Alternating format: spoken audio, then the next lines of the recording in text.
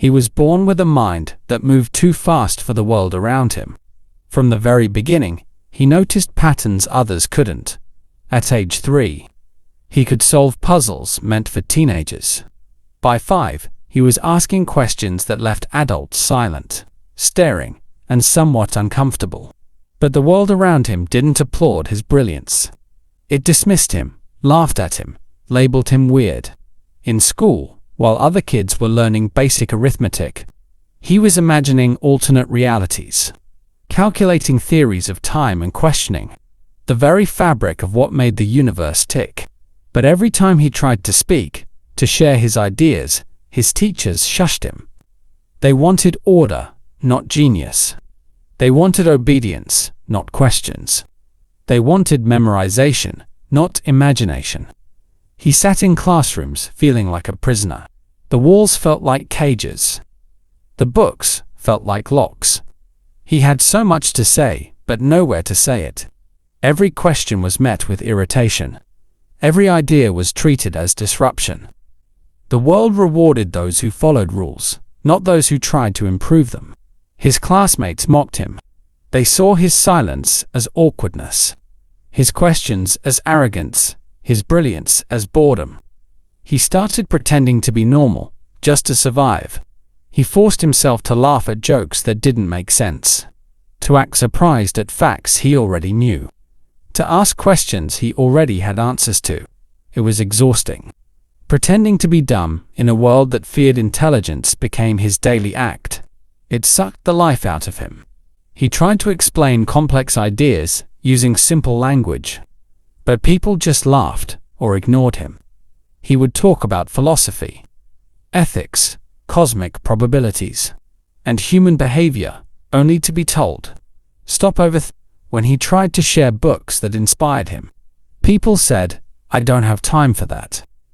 When he asked teachers deeper questions, they said, "That's not in the syllabus." When he wanted to build something, they handed him coloring sheets. His mind was a roaring engine, but society gave him training wheels and told him to ride slow. The isolation began to take a toll. He stopped speaking in class. He stopped trying to fit in. His genius became his prison. He started writing in secret, pages after pages of ideas that no one wanted to hear. He would sit alone during lunch, scribbling theories on napkins, dreaming of a world that welcomed thinkers. But the real world kept disappointing him. Every door he knocked on required conformity. Every opportunity demanded silence. Every step forward came with a warning. Don't stand out too much. He felt like a lion being told to meow to survive among sheep. His parents didn't understand him either. They wanted him to be a doctor or an engineer, something practical. "Stop wasting time thinking," they said. "Think about your future." But he was thinking about the future of humanity, the future of technology, the future of truth. No one saw that. They only saw a boy who didn't follow the path, who didn't do homework the usual way, who argued too much, who asked too many why questions. But that's what geniuses do. They question the unquestioned. They challenge the normal. And in a dumb world, that's dangerous. He found solace only in books and silence. The more he read, the more he realized that the world had never been kind to thinkers. From Galileo to Tesla to Allen, Turing history was full of stories of misunderstood minds. He wasn't alone, but he felt alone. And that made it worse. Even on the internet, where knowledge was supposed to be free, he found mostly noise memes, trends, distractions. The more he searched for intelligence, the more he saw ignorance being celebrated. Dumb ideas went viral. Smart ones got buried. Popularity became the new currency. Truth had no value. He once submitted a science project that could detect early signs of diseases using basic sensors. His teacher gave him a B and said, "Stick to the instructions next time." Another student made a colorful volcano model and got an A+. He laughed silently. It was the same everywhere. Real innovation scared people. They preferred simple, shiny lies over complex, useful truths. He thought about quitting school every day. Not because he was lazy, but because he was suffocating. He dreamed of building a place for people like him.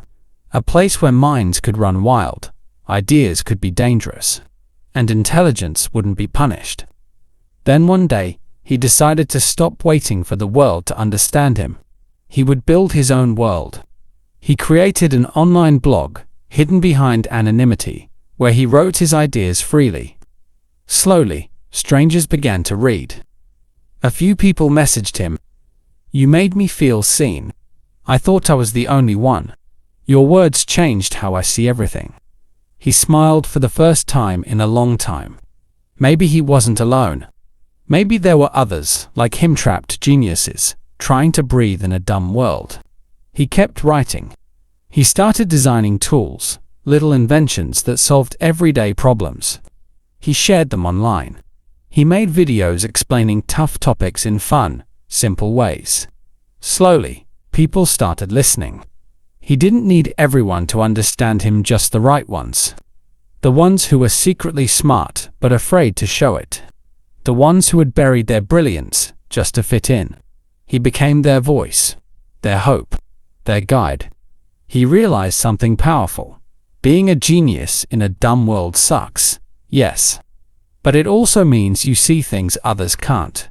And if you hold on long enough, your vision might be the light someone else needs to find their way. But the journey wasn't over.